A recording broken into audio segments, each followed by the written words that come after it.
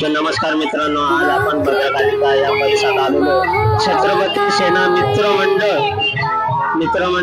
नाट्यराज मित्रमंडळ भद्रकालिकेचा राजा व नाशिकचे जे सेना अध्यक्ष आहे त्यांच्या मंडळाच्या इथं आलेलो आहे आपण. आणि त्याच्या मंडळाच्या इथं खूप चांगल्या प्रकारे गर्दी पण आहे. आणि जे म्हणतो आपण भद्रकालिकेचा राजा तुम्ही एक साईडला बघू शकता. आपण आलेलो आहे भद्रकालिकेच्या राजाच्या इथे आणि आपण बाप्पाच्या चरणी एकच प्रार्थना करू का सगळ्यांना सुखी ठेव आणि सगळ्यांना निरोगी ठेव.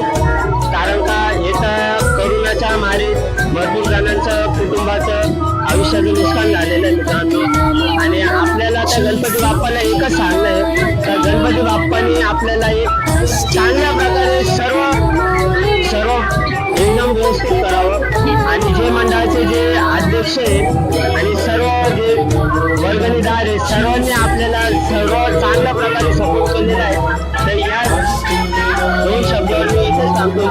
जय तर नमस्कार मित्रांनो, आपण चेतन औशेलार यांच्यासोबत एक थोडंसं आपण जे गणपती बाप्पाविषयी माहिती गोळा करण्याचा जे दरवर्षी प्रयत्न करतो तर आपण ते पण आज त्यांच्याशी थोडं दोन शब्द संवाद करून ते बघूया. तर नमस्कार भाऊ, तर आपल्या गणपती रायाचं काय वैशिष्ट्य आहे दादा? भद्रकालीचा राजा हा 1992 साली गणेश बाबांच्या हस्ते इथं स्थापित झालेला आहे. गणेश बाबांच्या आशीर्वादाने आजपर्यंत भद्रकालीचा राजा त्या स्थाटात त्याच याच्यात विराजमान आहे. आणि नाशिकला ही जी संस्कृती आता तुम्ही बघताय, आगमन सोहळे मुखदर्शन सोहळे ही नटराज बंधू मित्रमंडळाच्या भद्रकालीच्या राजापासूनच सुरुवात झालेली आहे. जवळपास 83 वर्ष या मंडळाला झालेले आहे. नाशिकच्या इथे पूर्वी बस स्टँड होतं. त्या बस स्टँड असल्यापासूनचं जे मंडळ आहे, काम चालायच्या बस स्टँड होतं, टांगे स्टँड होतं, टॅक्सी स्टँड होतं. तेव्हापासून हे पहिलं मंडळ इथं भद्रकालीच्या व्यापारपेठेत स्थापन झालं.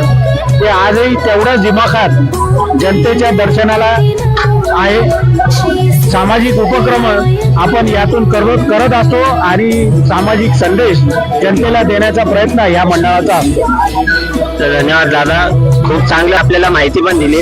मी दादांच्या मंडळाच्या वतीने, माझ्या वतीने व माझे सगळे ब्लॉगर टीमच्या वतीने मी दादांना अशी शुभेच्छा देतो.